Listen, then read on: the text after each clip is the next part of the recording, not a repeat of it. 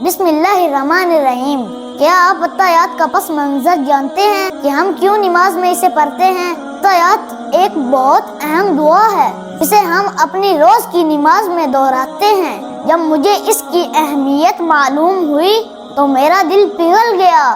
در حقیقت اتحیات اس مکالمے کا ایک حصہ ہے جو دوران معراج اللہ رب العزت اور اس کے محبوب محمد صلی اللہ علیہ وآلہ وسلم کے مابین ہوا۔ جب حضرت محمد صلی اللہ علیہ وآلہ وسلم اللہ رب العزت سے ملے، آپ صلی اللہ علیہ وآلہ وسلم نے السلام علیکم نہیں کہا۔ کوئی اس ذات کو کیسے سلام کہے جو بذات خود پیکر سلام ہے؟ ہم اسے سلام نہیں کر سکتے کیونکہ ساری سلامتیوں کا خالق وہ خود ہے۔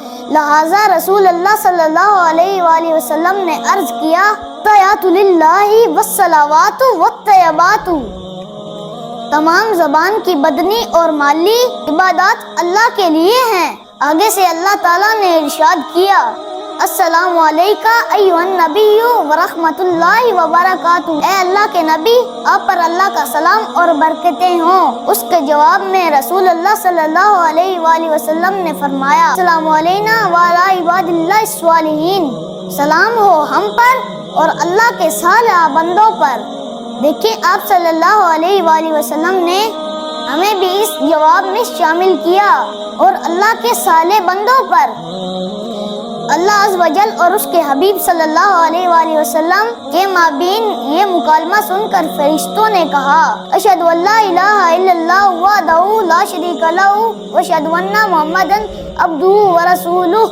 میں گواہی دیتا ہوں اللہ کے سوا کوئی معبود نہیں، اور میں گواہی دیتا ہوں حضرت محمد صلی اللہ علیہ وآلہ وسلم اللہ کے بندے اور اس کے رسول ہیں۔ سبحان اللہ۔ اس معلوماتی پیغام کو شیئر کیجیے اور لوگ اسے جانیں گے، آپ اجر پائیں گے۔ جزاکم اللہ خیرا کثیرا۔